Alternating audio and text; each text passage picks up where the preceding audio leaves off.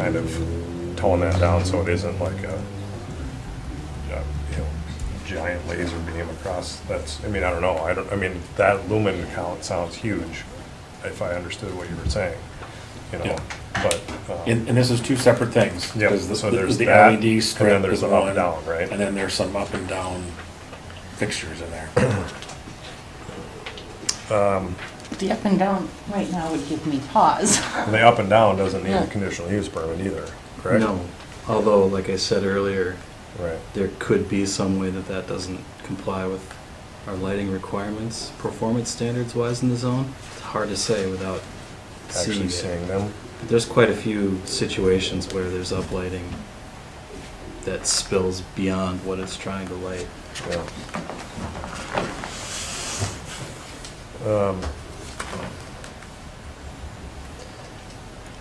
Does that change anything in your motion? So what standard set do you have control over? I mean, what if you just did the downlight, or, is there like a spec for those spots? I mean, could you just do the downlight that, without it taking away from what you're being tasked with? I think the downlit is a minimum. Yeah. Just because that's gonna create actual lighting source for the patio, people Yeah. walking around. The uplight, right now, it's scheduled for every 6 feet along the eyebrow. There would be a fixture, one down, one up. We can do less, we can increase that, Spacing. that spacing if you needed. I think the front section is 30 feet of that eyebrow. So right now it would be calling for 5 fixtures. If it was every 8 feet, if that's something that would minimize the concern. It is flexible. That there's 2 fixtures, one's down, one's up, and I would have no problem with installing them. And, if we adjusted them in a way that would, be approved after the fact, that yes, it's fine, or, Sure.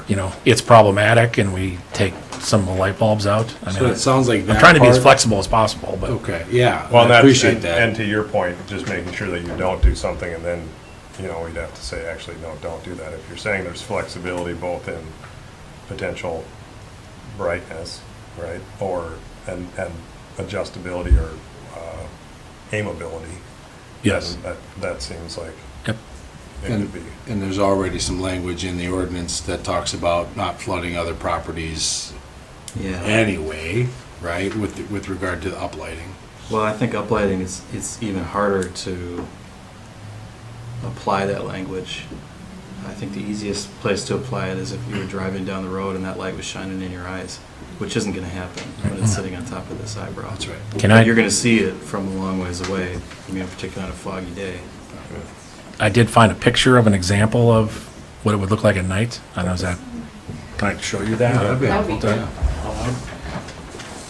Super loud. Super loud. Yeah. So that's what we would be. So that's illuminated though. Yeah. On that one it is, yeah. Okay. Right. You may just have to double check. I'll verify that. Yeah. Yeah, so My understanding is that it was not illuminated, but. I don't like the uplight.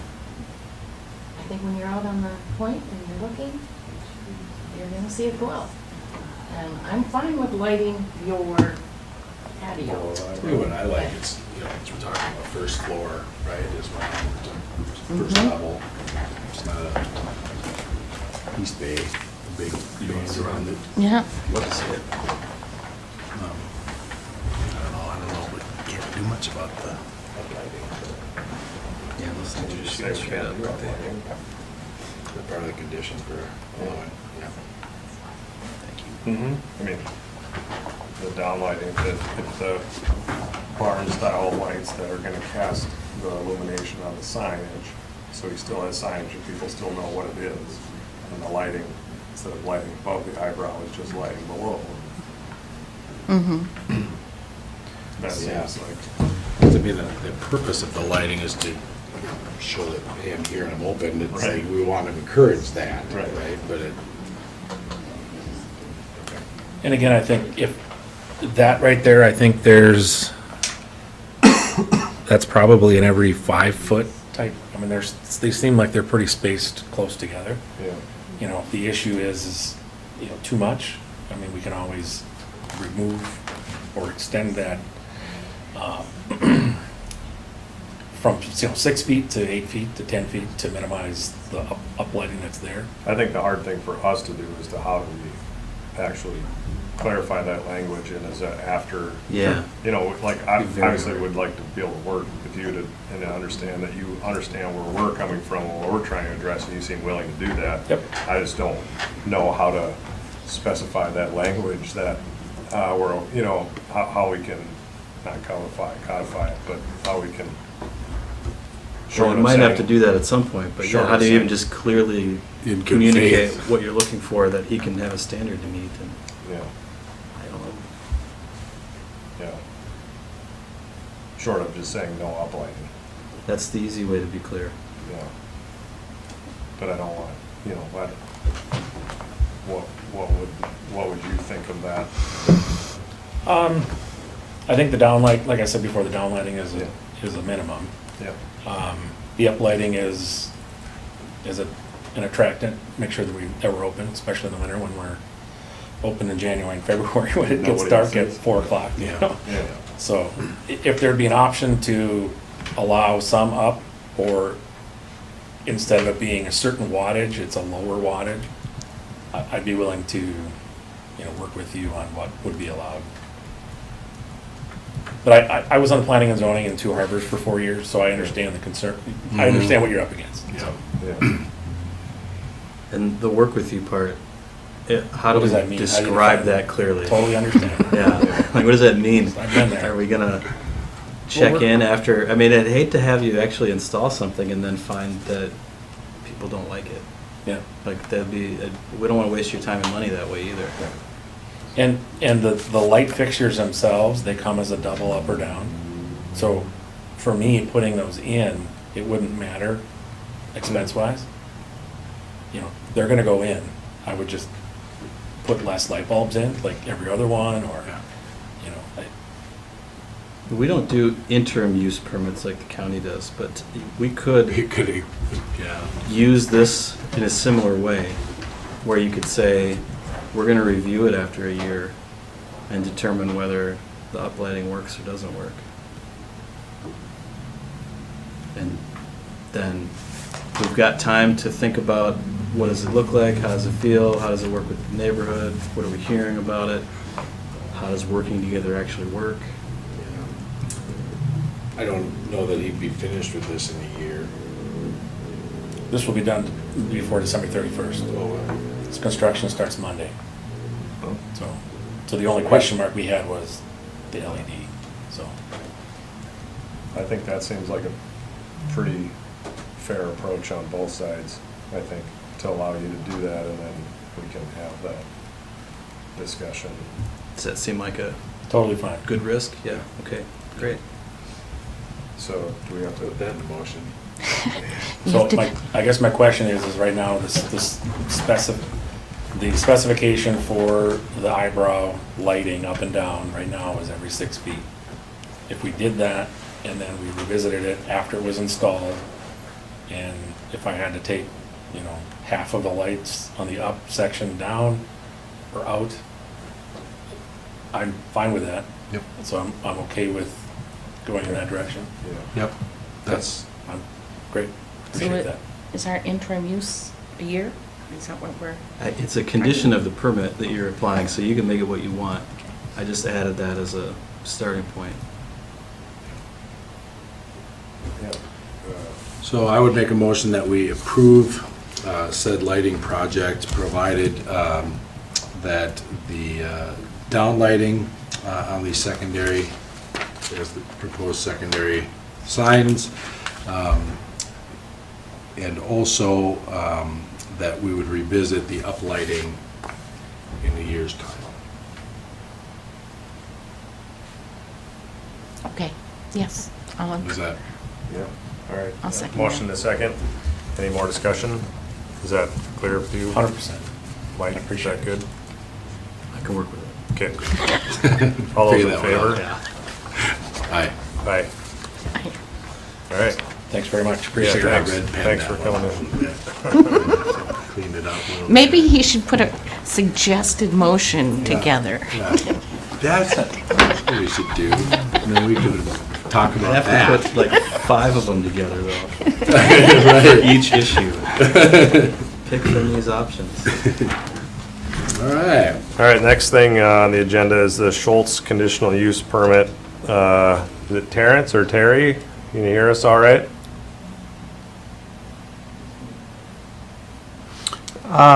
Just a second here. Stand by. We can't hear you, Terry or Terrence. So, I'm just working on it. Just a minute.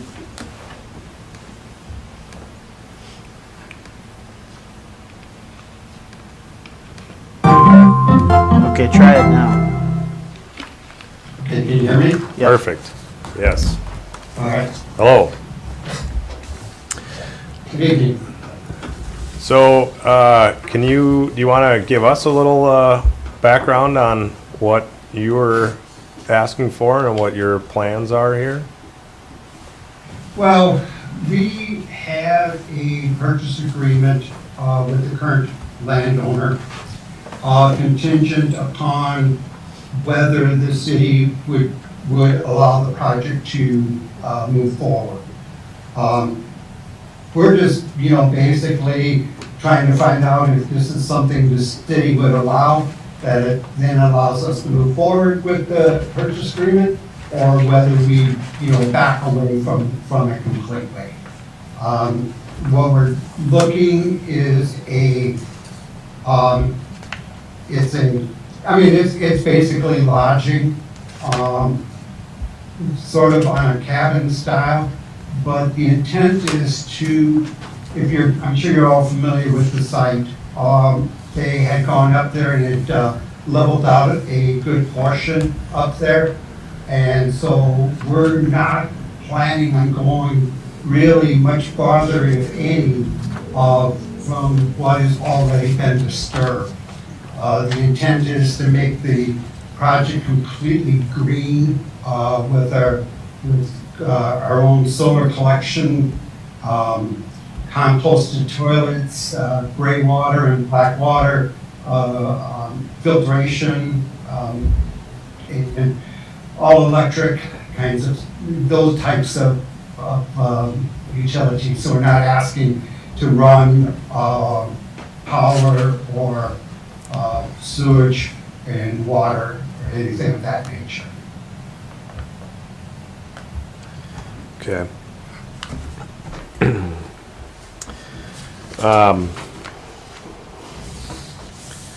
Do you guys have questions?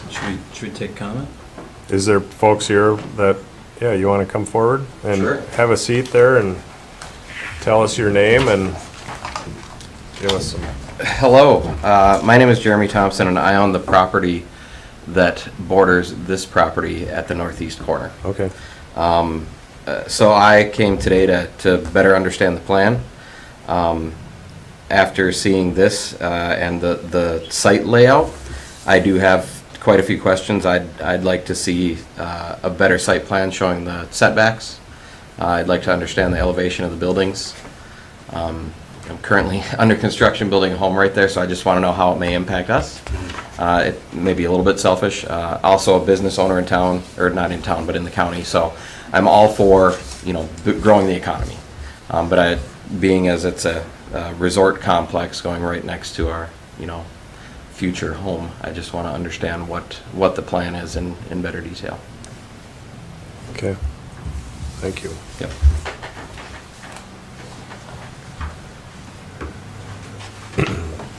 Is there anybody else here to speak to that at all?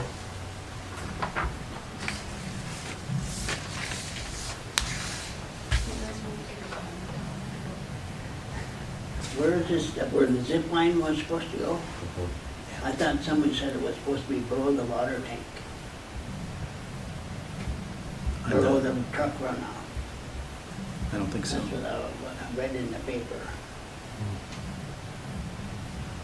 Anyway, it's all solid rock up and above that, where the zip line is. And putting in 15 cabins, I don't believe that's the way to go.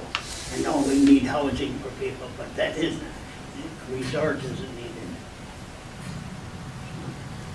Can you just real quickly, can you come up in the chair and just say your name so we have you on the record there too, if you'd be willing? My name is Carl Smith. I live up at 1040 Fifth Avenue. Okay, And they're probably the one right above us is where they're talking about this okay, proposal. okay. But as far as I'm concerned, we don't need a resort, but we need housing. Sure. Yeah, So okay, that's what I'm saying, but, okay. so that's good enough.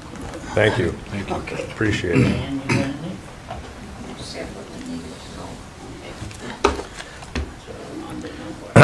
So, Terrence, is it Terrence, Terry, what do you prefer? Either's fine. Okay, so my questions that I have, I don't know a lot about the site, just know, I know, you know, where it's at and the topography and lack of soils, really, of any type. And Yeah. so my, and I guess my question is, it seems pretty obviously unique and interesting concept, but if you're not planning on tying into the city infrastructure, the question I have is how that, like, how we can have, you know, pretty dense, uh-oh, did he actually leave? Yeah. There he is. Okay. I apologize, I'm having internet issues. It's okay.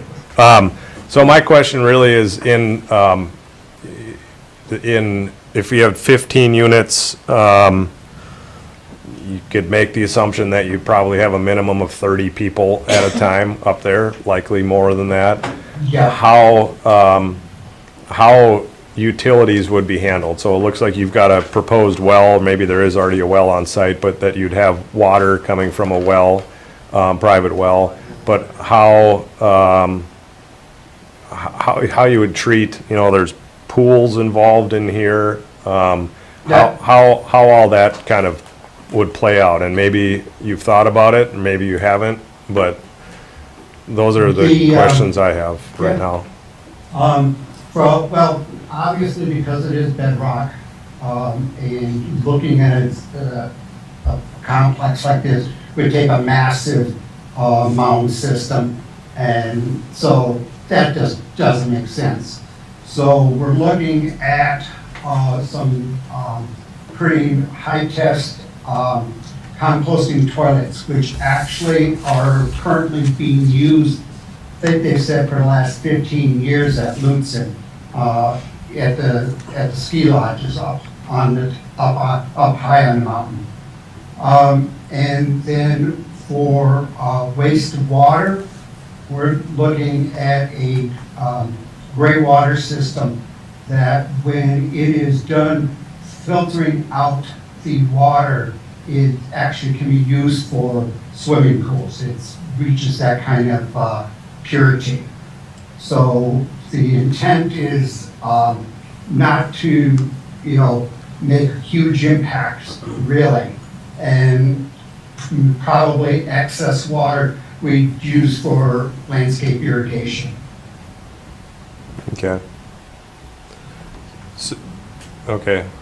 So that's in the, like, just kind of exploratory stages right now as far as, Yeah. Yeah. I mean, to even answer the question a bit earlier about, if we know when I submitted this was a very rough site plan.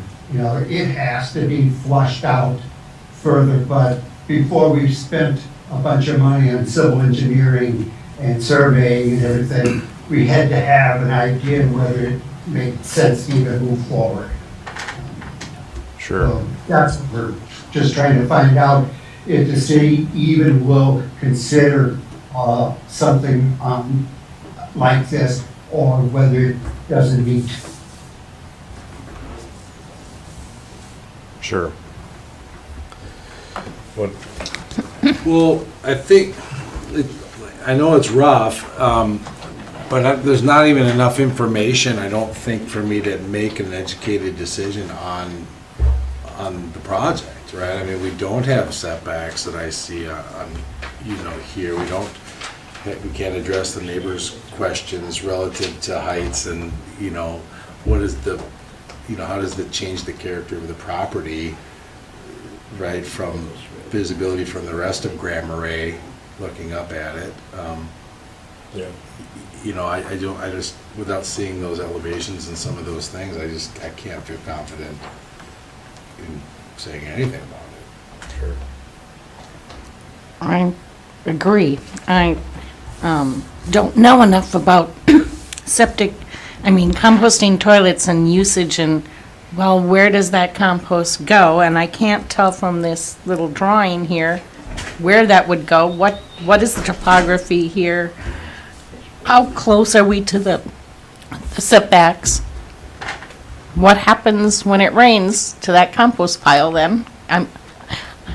I need more information I think it's an interesting concept that was like, oh, that's kind of different, but I can see it fitting in Cook County.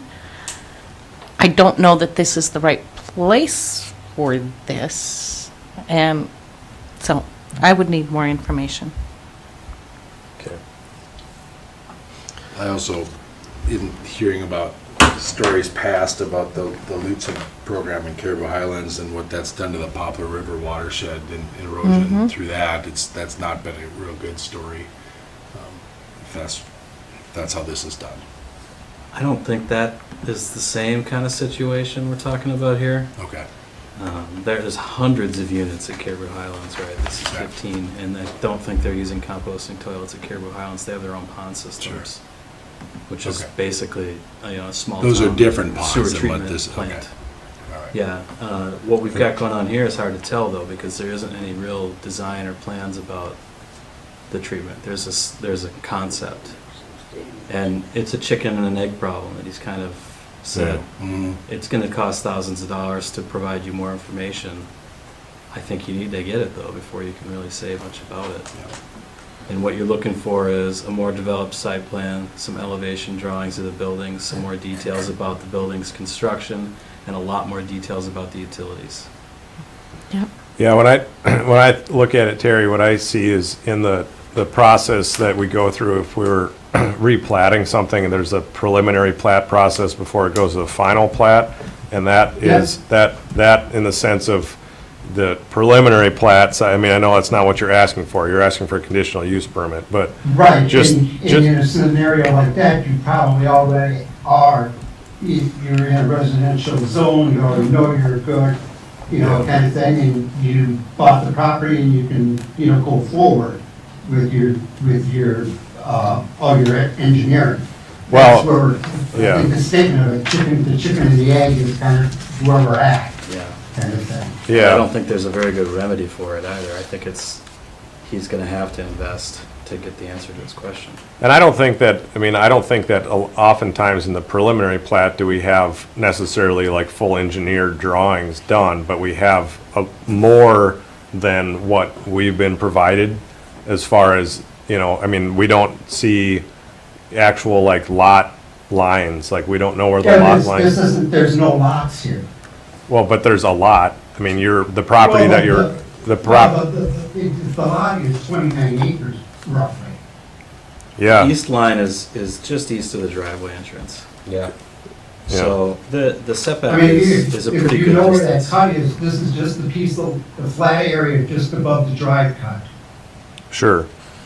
Right, I know. I know, exactly where it's at, but I think that if we're gonna change and allow a different type of usage within the recreation zone, that having a little bit more, even greater than a little bit more information would be fantastic, but something more of, this will greatly change the view shed from the city, anywhere in the city, up to that hillside.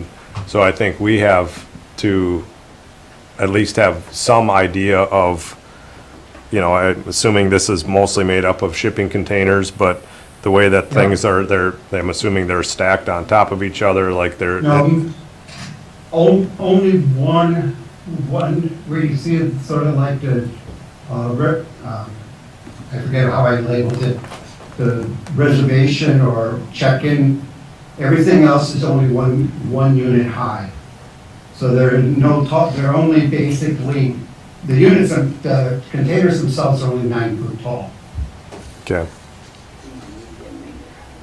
Okay. So the intent was to keep it low in profile so that it kind of avoids causing visual pollution. Sure. And then also we can, do color to it in order to make it blend in as well. So, Well, I think, if we look at the questions that we have to answer in order to let this happen, I think that there is a few things that I'd like to see a little bit more information on, and like what those systems are planned. I mean, because I don't personally, and I can't speak for the full board. I don't need to have you provide fully engineered drawings of how you're going to get all of this stuff to go into, is it individual compost toilets per unit? Is it a centralized, like, main, like, bathhouse situation? Is it, even having that kind of information would be very helpful to have, because right off the bat, as far as what we're supposed to be doing, the protects and enhances the natural resources of Grand Marais. Like, that's our number one thing on the list. And so I need to know, if I'm gonna feel comfortable with this, what that means. Like, how are you planning on doing that? My house is, right below where this is going. So I'd like to know that what your plan is. We know what happened to that site in the 100-year storm that we seem to get every 5 years.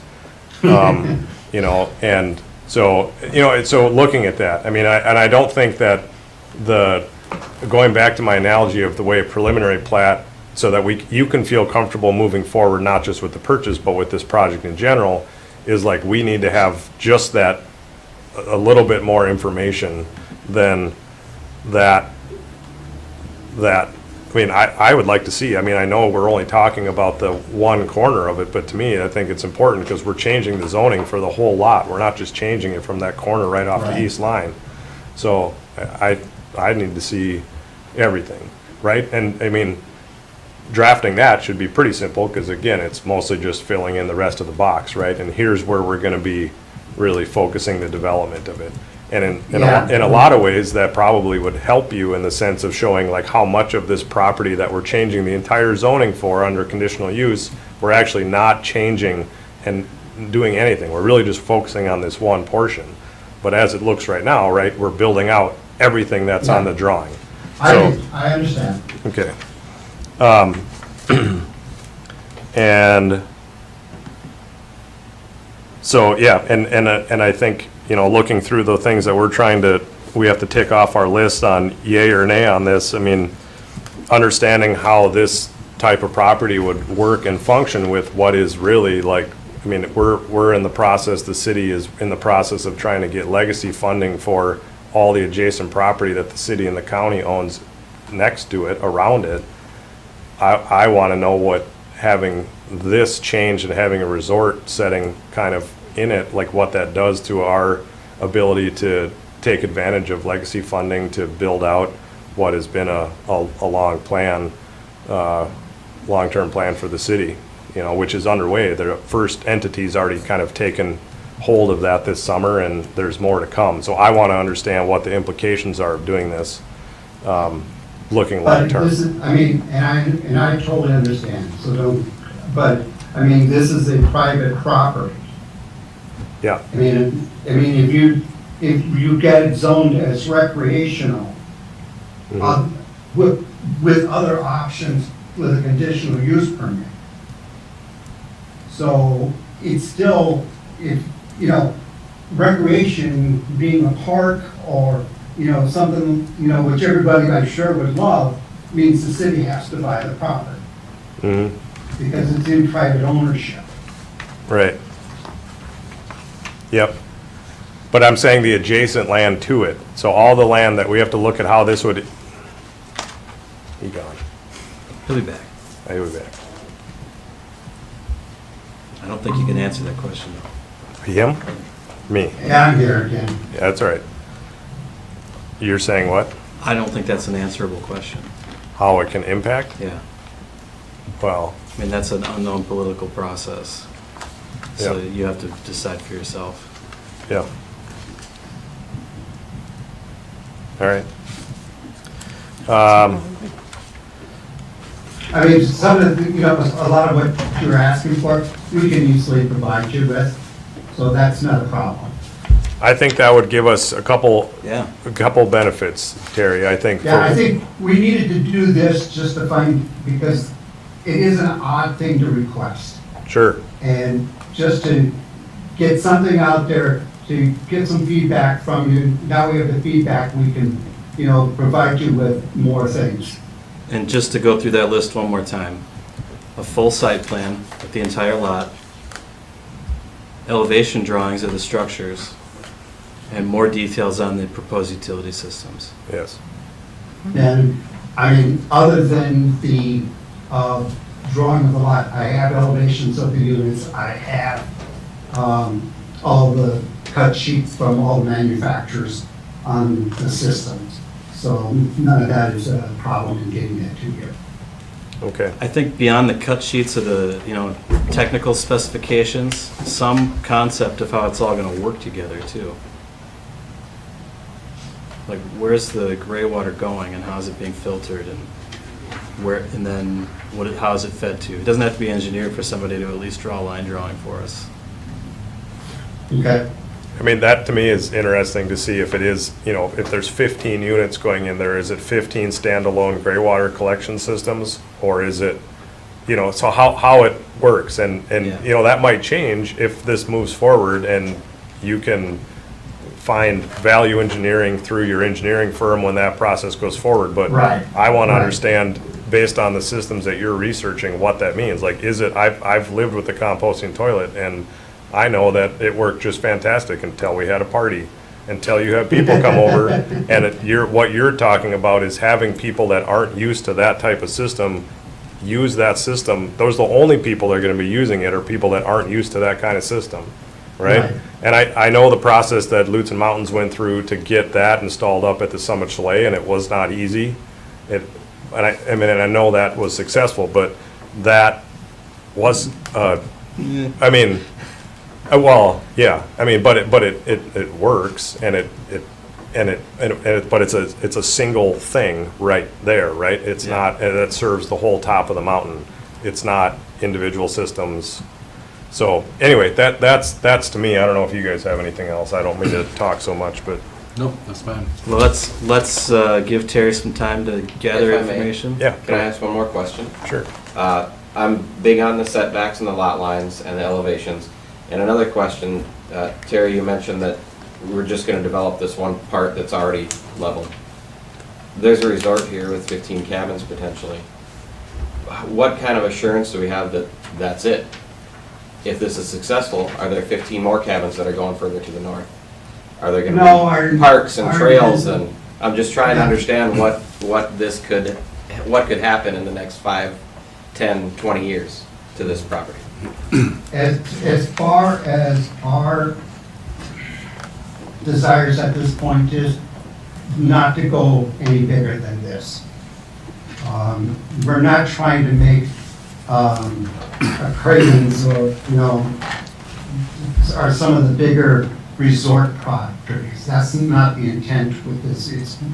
The goal is to make it almost a boutique type facility that is actually working to some degree as a teaching laboratory, so the people that come there can feel what it would be like if they did want to build a container home, what it's like to use these kinds of infrastructure systems. So we wanted to be a teaching lab in a way, so people can understand things. And we wanted to be a boutique type scenario so that it's not this big gangly type operation. That's not the intent. We've even talked about, other than, would we maybe want to develop a few more trails through the remainder of the property, just hiking trails? But even the potential of, do we take and put the remainder into like a land trust? So we've had conversations that way. We, like I said, we're so early in some of this, we don't have everything really worked out that way. Because we don't own the property, so I can't promise anything, really. Also, part of the conditional use is we could put the condition on there that this is what's being approved or not approved. Understood. Just wanted to put that question out there Yeah. for the room. And I think the idea of trails or other recreational uses on the property that don't require structures is the allowed use. And he wouldn't have to come back for special permission to do that. So I would anticipate that happening. Okay. Terry, if you can get together, you will not inundate us with too much information. So I know that you want to have, you only want to go so far until you secured, and that makes sense, but Yeah. we also want to make sure that we do the right thing Oh, exactly. for the I city totally understand. and for you too. So, and I'm assuming that we'll probably also hear some more feedback on this as well. So I think we'll get, time for you to get that stuff together and to us, and time for us to gather information as well, and feedback. Okay. Yeah, and I'd love to get it back by the 28th, which is 3 weeks from today. The Okay. next regularly scheduled meeting of this board is the first Wednesday, which would be October 5th. All right, I can do that. Thank you. Okay. Thank you so much. Yeah, Thank you. thanks so much. Thanks for the time.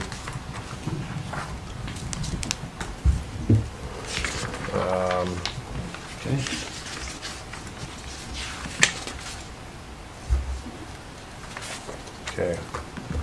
Okay. So, other business? We don't have any other business. We have other people that are here. You guys came to talk about stuff involving the planning commission? Would you like to come up and talk? Okay. We're pretty tough up here. Super scary. So, hi, I'm Terry Poe, and I live at 1828 County Road 7. I don't know who any of you are. I wondered if you could tell me. I think you're Anton. I am. Okay, hi, Anton. Hi. Do you mind? I just don't And know I'm who you Ben are. Peters. What is it? Ben? Ben Peters? Yep. I'm Stacy Hawkins. And so you would have been my neighbor at one time, but I live next to Scott. Oh, well, that was a long time ago. Yeah. I was there. Yeah. I'm Mike Roth. Oh, hi, Mike. So I just have a letter that I wrote. It's, oh, sorry. Oh. Patrick. Patrick. So I am here to talk about the Vesta Development Project. I wrote a letter kind of summing up how we feel, how my husband and I feel about what's happening. And I'll probably just read it. I won't take up too much time, so I'll just read the letter. My family and I are residents of Grand Marais in Cook County. I've previously contacted council members and the administrator regarding the Vesta development. My main concern today was we were left out of the procedure of contacting homeowners. We are adjacent homeowners to the project. And we have concerns about just the change that this is bringing to the neighborhood, to the area, and for the development of Grand Marais in the future. First, I don't have the map with me, but you've all seen the map. Our name is directly on the map that was provided to you at the time that I believe the developer brought it forward to the council. Despite the developer being capable of accessing our details, we were never informed by the city. We were informed by our neighbor in July of this year. I believe the first city council meeting about it was in May 1st or May or late April. After several attempts to contact by myself, the city administration, there was so much unprofessionalism and rudeness while trying to discuss this subject, I just decided to no longer discuss that with you, Mike, because did not feel it was not productive discussing it any further. However, I and another neighbor were not informed. We were adjacent neighbors. This is going to come off as snarky, but it's true. My husband is currently serving 4 months of jury duty. We get tax bills sent to our house, addressed to ourselves, and we don't know why we couldn't get this notification from the city or the county for this particular housing development when, they can find us for other reasons. I know that sounds really confrontational, but it's just frustrating when we were left out and now it's September and we're talking about it with you now. But also, we want to ask you, and I know this is not the first time anyone's talked about this with you, but what are the intentions here? What do you want this to look like? What do you want this area to look like moving, long term? And then how do we determine what it's going to feel like living there once this development has gone in and maybe future developments go in? We don't really understand the logic of allowing this development to go in because of how heavily forested it is, how rural it is, how few homes are going to be surrounding the area initially.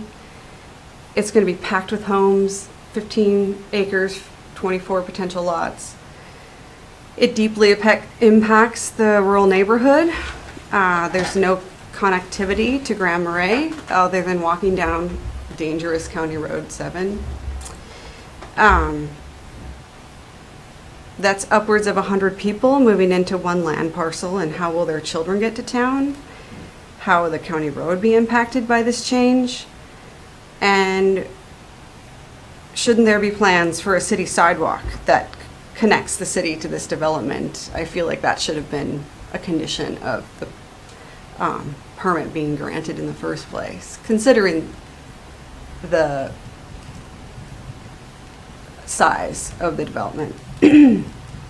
I've been told by several city employees there's a housing shortage, there's an affordable housing shortage. But I don't believe that this is going to be an affordable housing situation. I believe these will be not affordable, at least not affordable to the people I worked with the hourly workers I worked with at Great Expectations Charter School and people who grew up here and want to raise their family here. I don't think they're going to be able to buy these houses. Probably won't be affordable to single adult first-time home buyers or anyone who really desperately needs to move into the community or buy a home in the community. So I wonder why it was approved without conditions placed on the developer for meeting these sort of affordable home needs. I don't think it's going to solve affordability. I know there was supposedly townhouses going in, but that's all a question mark. So why not put conditions on the permit for guaranteeing some kind of affordability? I know you guys are providing utility costs. I feel like it's kind of a blank check to the homeowner or to the developer because of the lack of conditions placed on, we don't know what the houses are going to cost. We don't know what they're going to look like. So we don't know what kind of a affordable home they're going to be. It's very expensive, these utilities. the landowner is just taking advantage of, you know, what's being offered. So, I mean, is this a new precedent that the city is going to provide utilities for future developments with no guarantee of affordable homes? And why did developers get to design these housing developments without more city input, making it blend better than it will? Something that I brought up that I think is important is, where are the cultural and biological resource surveys that would have been required by federal funding, state funding, and maybe city funding if the city was more directly funding? It's historically Anishinaabe land. Performing cultural resources surveys is the right thing to do, whether the state says you should or not. Performing Migratory Bird Treaty Act surveys, threatened and endangered species surveys, these are all important things that should be done, I believe. It's a private land parcel. The city's involved. I think these surveys should be done. I know the city created a community action plan in 2018 and a climate action plan. How does it fit into that? To those goals that were put out for Grand Marais? I think I read that the community action plan projected that the population of Cook County was not going to grow, or not grow substantially. That was in 2018, and I feel like that it's no longer the case. Am I right about that? Did I read that correctly, or is that? It said something. Which part? It was the community action plan. I believe it was from 2018. Or that we haven't grown. Which part? It said, I believe in the community action plan, I read something that said Cook County is not projected to, like, their idea then was you're going to kind of remain stable in terms of population size, like not grow bigger. And you're suggesting that it is actually growing. I believe it is. I mean, do you think so? City last year added 4 households. Last year? Okay. And so I'm not going to read to you what your community action plan is, because you guys know, but it does include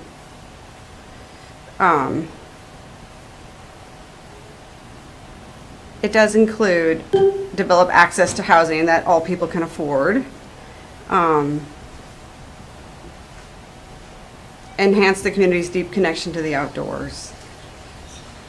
And then the climate action plan has a goal that all new residential buildings will by 2030 be zero net energy or zero net carbon, which, you know, I'm curious if that was in his plan too for these houses that are being built. Is Vesta going to do these things? You know, was that brought up? Is that a question that, you know, could be answered? And then, you know, how are they going to be incorporated? So I'm asking you, if we're taking on building homes at this large scale, because I feel like this is a major housing development for Grand Marais. I don't know. I'm pretty new to town. Seems like this is a big deal for Grand Marais to build 24 homes on County Road 7. Am I wrong about that, or? Grand Marais not building, but yeah, it's a big. Well, it's a big, in the city of Grand Marais, Yeah. it's a big deal. It's a big housing development. Yeah. Like, are you guys going to continue to provide the developers these utilities moving forward? Is that a new precedent? How do we protect the integrity of Grand Marais? How do you prioritize connectivity and walkability when you have all these people moving in and they will be disconnected from the city? We need more sidewalks. Why not ask the developer to do that up front? And then how do you put more constraints on the developers who come in, because they're going to conserve the city of Grand Marais from our perspective and not from theirs? Duluth and all of the North Shore is attracting new people, vacationers and residents, because we are a climate sanctuary, a place for people to escape the rising climate, which you might have heard that term before, but it's not a secret that we're cooler here, and it's attracting people, and they're thinking long term where they want to live. I think we need to take steps now to incorporate, changes to the development plans alongside the climate action plan. And I urge you to think long-term on how you want the city to be developed and not conform to the requests of the developers, but do what's best for ourselves, the city, the taxpayers as a whole, and in the long-term investment, and place the burden on the developers to conform to the city of Grand Marais. I don't know. I kind of summarized a lot of what I said. This comes off as pretty critical, and I don't mean it to be overly critical. I mean it to be more like, let's ask these really hard questions.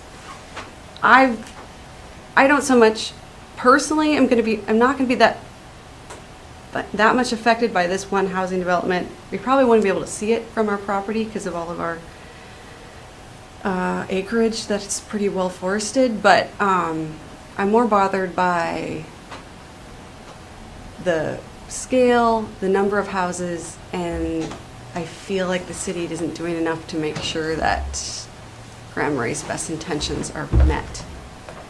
And just curious, is it going to be affordable? Like, what do you think? Is it going to be affordable? Is it going to be affordable to people that don't live here? I mean, it's really hard to define that. So, what do you guys think? Well, I think you just answered your own question. It's difficult to define that. Right. So Yeah, why? So why I'm not let? sure why we could put a very difficult, if not impossible, definition, and then ask a builder to do that, a private property. Well, right. So, Right. but you guys provided utilities. So, No, what do you mean no? We didn't. I don't know. That's not good information. Yeah, we did not. Aren't you guys providing sewer and electric? No, No, it's on his cost. he's paying for everything. I don't understand that. I don't either. What you're talking about. Okay, so Mike, didn't we talk about this and you said they were providing utilities? Grand Marais. No. What did you say then? Well, I didn't say that. So, okay, so we talked about electric, sewer, The and. developer's providing that. Right, but so what is Grand Marais covering then? We're not paying for For anything. anything. In fact, the developer is paying for the city to administrate all of that. That all of the onus, all of the cost, all of the risk, all of the burden of everything is on the developer. Okay, And it's so- not on the city. So And my. in fact, the developer's agreement is written in such a way that makes it very, I mean, it's why there is not people buying up large tracts of land and doing this all the time, because it's not a simple or inexpensive process to be able to integrate and tie into city infrastructure. Okay, so I don't know where that miscommunication came from, because I specifically remember discussing this with you, and I thought we discussed that the city was providing utilities as a way to bring down cost to the development. You didn't say that? No. Okay, well, okay, so then you guys are just saying yes or no, you can build this development. That's what your role is in this, or? Well, our role is just to vet and ask some of those questions, right? And the city council's role is to approve. Right. And so I've been talking to different city councilors about this too. And I guess, why are we letting them build 24 homes in 15 acres? And we've talked about this. It's like, That's super small. That's not That's dense. actually not nice. Yeah. So you can build 40, you have 20 city lots, buildable city lots in, what's a city block, less than 2 acres? Yeah, no less than two and 2.25? Yeah. right, So but, that means that in theory, you could have 140 houses based on our minimum lot size in that same 15 acres. Right. So if he's building 24 lots, he's subdivided 24 lots, not 140. Clearly, that is not dense. And I know it's city limits, but Mhm. for example, Ann, how many acres do you own? An acre, Mr. You're, okay, so that's fairly small for that spot. She's not an adjacent landowner, but she's close. We own 5 or 4.5. Our neighbor below us, who also wasn't notified, is 4.5. Our neighbor to our east is 13. Scott, how many acres does he have? He's not in the city limits. Not in the city limits. He's outside the city limits. I know. He's in the county. This is a city issue. I know, The we rules are out, are different. we are outside the city limits, but we're adjacent So to this is city issue. No. And I don't really understand. I understand that you're upset. I get that. But I really don't understand why we're having this conversation here. That part I- Because it was it's passed. I'm sorry that you didn't get Oh, notification. Yeah. because we weren't And- notified, that's and- why. Well, that I'm sorry. Because we weren't notified. I didn't get And- to come to these meetings. I don't know those rules. I've had issues with, I think we need to expand. We've talked about We've talked about it. this before. We need to expand our circle of who gets notified on, because I do believe that maybe we're limiting our notifications. Was there a particular reason that we do, can we look into why, or was it because you're in county and not in city? Well, that's what I wonder. It's a Because- simple explanation, if not a satisfactory one, Okay. because we looked on Connect Explorer and it hadn't updated the records from the time that they bought their property. That's unfortunate. Yeah, I mean, we've gotten plenty of other mail from the county and the city, so I don't know. So I'm asking because we have a lot of land, and I'm not trying to sound like this entitled landowner that doesn't want to, people to have a place to live.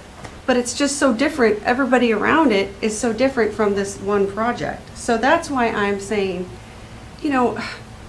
this feels very pushed through. This feels very like secretive. I don't know. It just doesn't seem. I don't believe that at all. And I'll let you know that even though I lived 22 years on that property with Mr. Hawkins, I lived across the road since I was a baby, 10 years old. So I've been on that area. This is city property. We need housing in Grand Marais. We just said there's only 4 homes, 4 new residents. We need housing. This is city housing. We went through the whole city planning, changing the zoning laws, We felt wanting that, to and make it I still happen. firmly feel very confident in the Yeah, project, this- but That's Well, what happens but I here. certainly appreciate your concern. I understand what you're saying. I'm not trying to come in here and say no new houses. I'm just saying this is really different for where we are, and it just feels it feels like it's going to change the neighborhood and change things so much. And Would you like to know how it changed since I was 10? My house, there was Bakoviches and there were hills, 3 within 1 mile. You want to go out and count who's on 7 now? Do you see us, all the rest of us, getting upset saying, I don't want neighbors closer to me? Well, this is what happens when we are a climate sanctuary. I agree with you. Yeah. People are moving here. We need a place to put them. And I agree with you. I just don't. I'm worried that they're going to be $500,000 houses, and they're not going to be. We don't get the accessible. choice. It's- It's not our choice. Well, We that's can't, not we our project. can't, It's not our we Well, project. can't that's what I tell mean. somebody I mean, what to it's build. like, it's just this. It's just. It's not. It feels very like dangerous that like yeah okay like let's develop it and then just like do whatever I just don't. We don't get to say. Well, why not though? Because it's private property. We can't tell you what kind of house to build. We can't tell other people And what you kind of wouldn't- house to And you build. wouldn't like it if we did. Yeah. Like- Well, I'm not saying that. I'm just saying like what can I'm we sorry. do I to have make another things like guarantee that we bring in affordable homes? Like what can we do? I'm We here to have- ask these I mean, questions. that's what the EDA did. If you've been out on 3rd and seen what the EDA did on that project. I don't know. Yeah, I mean, like, we have been working on this, like, we have been working on it. And that was city money and federal money and state money and land trust ownership and a limit to 80%, 120% of median income. There was restrictions, indeed restrictions on that, absolutely. And that was one way to do it, but like, that created 12 houses or something like that, right? Like, it was successful, but like, that was a huge ship to steer. And so if we have a private individual who is the willingness to come forward and say they want to do this. So I mean, isn't like market driven by like what's available? So if you have all of a sudden have 24 lots available, like that will change things. Like absolutely. I mean, you're building a house right now. I build houses for a living. It's expensive to build a house right now. I don't care what it is. Go talk to the Hamilton sisters on what they're building with their stuff is also Well, expensive. right, But so, it's like- not, but that is not up to us. That is not our job. Our job is to try and find ways within the city government to help with affordability. So part of that is changing the minimum lot size. Minimum lot size used to be 10,000 square feet in the city limits. Now it's 5,000 square feet, which means those historically platted properties that have been platted for 110 years in this city, those individual lots now are buildable. So now, you know, you used to have 2 lots to be able to build anything. Well, now, you know, now all of a sudden you have twice as much opportunity. And you know what that means? That means density, but density is a solution to affordability. So you cannot, in one side of your mouth, say that we can't have this many houses because density, and then say also we have to control. Like, if you want to make sure that house is $500,000, allow one house to sit on that 15 acre. Divide it in, if that was one lot over where you are and you're in FAR 3, 5 acre minimums, like talk about not protecting the environment and talk about expense. Now each one of those is a 5 acre minimum if it's in FAR 3. And that means each one gets their own well, each one gets Oh, their no, own septic. I agree. I think that, I'm not totally against this. I'm just saying, I want things to be done so that, like I said, like integrity of the city is like maintained. And I like that you're gonna have sewer and, you know, that's a good thing to bring that out there and not have more septic tanks, which are so unsustainable. I worry, like, lots of people, like, let's put a sidewalk in. Like, is that a possibility for the city to Sure, do we have a something like that? safer, we have a pedestrian plan in the city of Grand Marais. And that is all based on where people are at. So like, if indeed Chris goes through with this and gets this and it's successful and people buy that, I would guarantee you that the pedestrian plan is not this static thing. It's a moving, it's a living, it changes all the time. Mm-hmm. And so I guarantee you that that will change. Okay, well, I mean, that's what I'm here for. I'm not here to just like yell at you guys and say, this is awful. I'm just saying, like, it's not even Well- really gonna impact me that much. I wish that I could have been at the April or May meeting when you say, why are we talking about this? Because I wasn't able to go. And I wanted to talk about it now. So, thank you for discussing it with me. I'm sorry if I upset you, Nope. Stacy, but, Thank know. you. Appreciate it. Yeah, okay, thank you. Did you want to talk, Ann, or anything? If I can make a quick Yeah. comment, and it's, I'll do it, so it's, my name is Antonine, I live at 1740. I read the paper, I blah, blah, blah. I heard where this is gonna be last night. I kept hearing County Road 7 somewhere, County Road 7 somewhere.